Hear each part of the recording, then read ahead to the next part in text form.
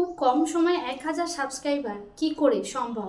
আমরা সবাই সাবস্ক্রাইবারের পেছনে যাচ্ছি যে সাবস্ক্রাইবার হচ্ছে না, সাবস্ক্রাইবার কেটে নিচ্ছে, কমে যাচ্ছে, সাবস্ক্রাইবার বাড়ছে না। তো সেটা কিন্তু খুব অল্প সময়ে কিন্তু সাবস্ক্রাইবারটা আমরা পেয়ে যেতে পারি, কিন্তু একটু কষ্ট করতে হবে, ধৈর্য ধরতে হবে। এত তাড়াতাড়ি তো সব কিছু সম্ভব নয়, কিন্তু 1 বছরও লাগবে না কিন্তু আমাদের 1000 সাবস্ক্রাইবার কমপ্লিট করতে।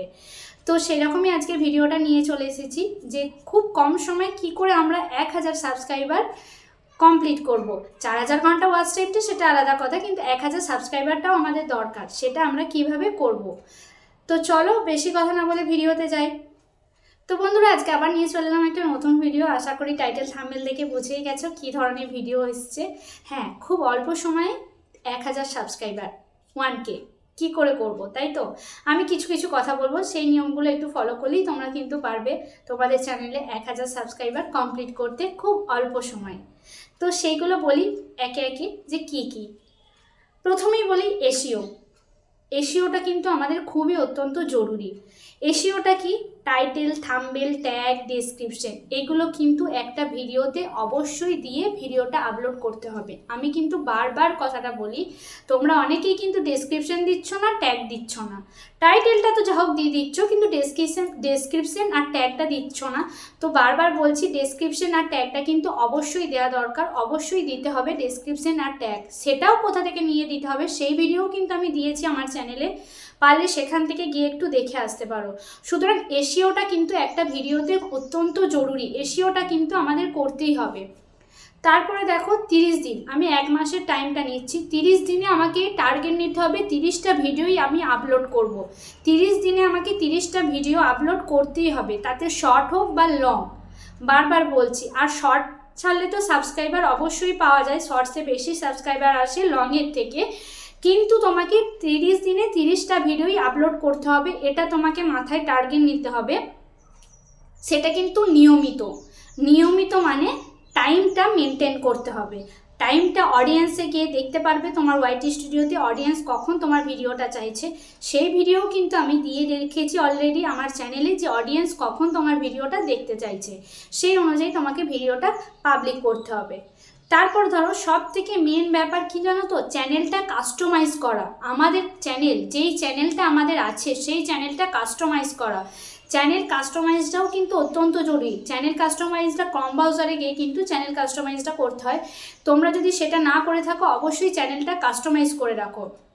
তারপর আমি বলি, দেখো তোমাদের যেটা তোমরা মানে ইন্ডিয়ান যেটা থাকে, ইন্ডিয়াটা সেটা কিন্তু ইন্ডিয়া করতে হবে। অনেক সময় অনেক দেশের জায়গার নাম দেওয়া থাকে, বাংলাদেশ, চায়না, অনেক কিছু দেওয়া থাকে, সেটা কিন্তু তোমাদেরকে ইন্ডিয়া করতে হবে। বারবার বলছি, যেহেতু তুমি ইন্ডিয়ায় বসবাস করছো, তোমার কিন্তু ওটা ইন্ডিয়া করতে হবে। যারা বাংলাদেশে আছো তাদেরকে কিন্তু ওটা বাংলাদেশ করতে হবে।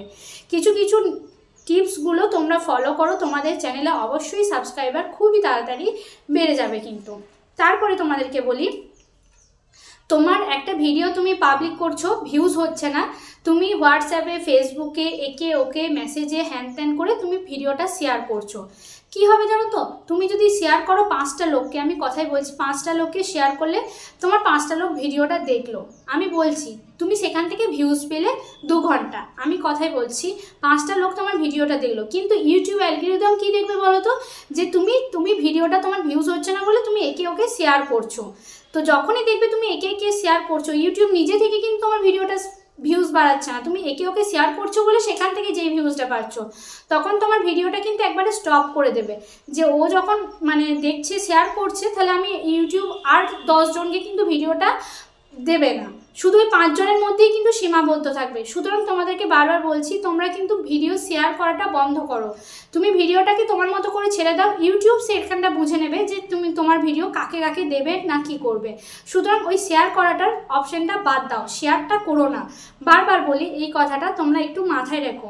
তারপরে কি বলো তো, আরেকটা জিনিস বলি, তোমাদেরকে যে নিজের ভিডিও নিজে দেখা, বারবার বারণ করি যে নিজের ভিডিও নিজে দেখো না। একই ডাটা থেকে ভিডিও দেখলে, তুমি ওয়াইফাই থেকে তো দেখলে বটেই, কিন্তু একই জায়গায় বসবাস করছো। ধরো আমি আমার ভিডিও পাবলিক করেছি, আমি আমার হাজব্যান্ডের ফোন থেকে আমি আমার ভিডিওটা দেখব, ফোনটা আলাদা, নেটটাও আলাদা, কিন্তু ডাটাটা তো একই।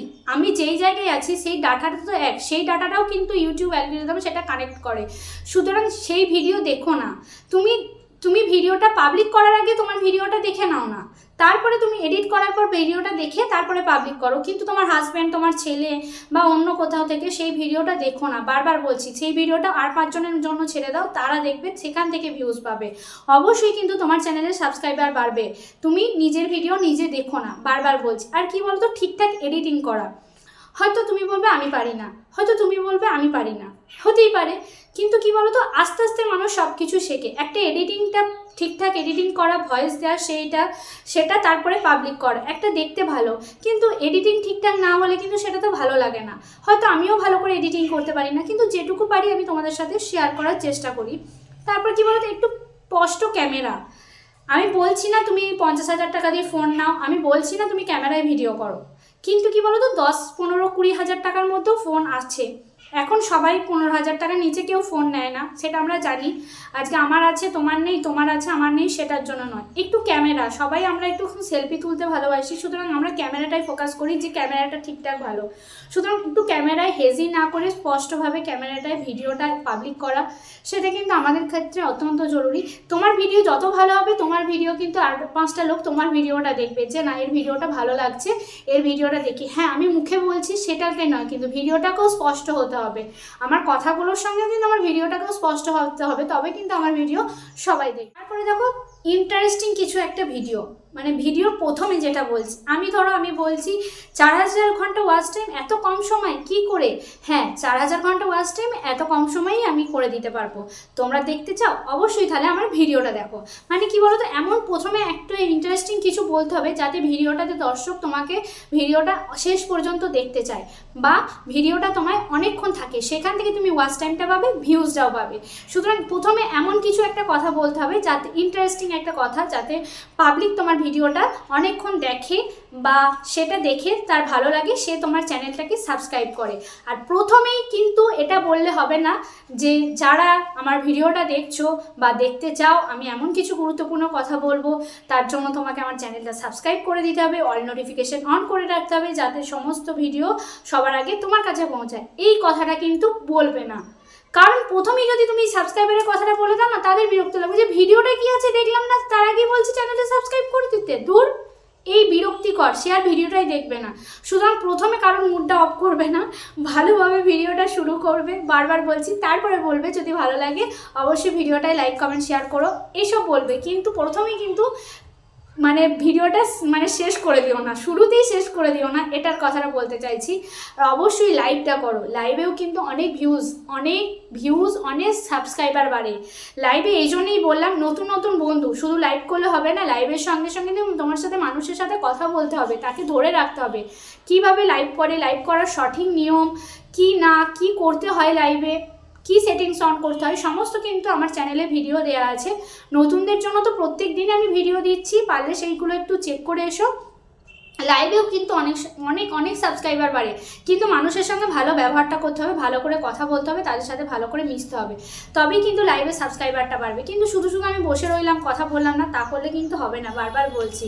আর সাবস্ক্রাইবার অবশ্যই বাড়বে, তুমি ভালো কন্টেন্ট দাও, মেন ব্যাপার, তুমি ভালো কন্টেন্ট দাও, স্পষ্ট কন্টেন্ট দাও, মানে এডিটিংটা ভালো করো, ভয়েসটা ভালো করো, তোমার কন্টেন্টটা যেন ভালো হয়, টাইটেলটা, প্রপার টাইটেলটা ঠিকঠাক করো, তোমার চ্যানেল অবশ্যই সাবস্ক্রাইবার হবে। একটা হাউসওয়াইফ ব্লগ বলো, একটা টেক চ্যানেল ব্লগ বলো, একটা কুকিং চ্যানেল ব্লগ বলো, যাই বলো, ক্যামেরা স্পষ্ট, কন্টেন্ট ঠিক, ভয়েস ঠিক, সব কিছু ঠিকঠাক দিলেই কিন্তু তোমার চ্যানেলে ভিউজ অবশ্যই বাড়বে। আবার তার সাথে সাথে সাবস্ক্রাইবারও পাবে, ভিউজ বাড়লেই সাবস্ক্রাইবার বাড়বে। আর আমি চ্যানেলের গ্রোথ জন্য বা চ্যানেলের অনেক কিছুর জন্য আমি অনেক ভিডিও দিয়ে দিয়েছি, সেগুলোও পারলে একটু দেখে এসো। তো চলো, আর বেশি কিছু বলবো না, ভালো লাগলে অবশ্যই লাইক করো।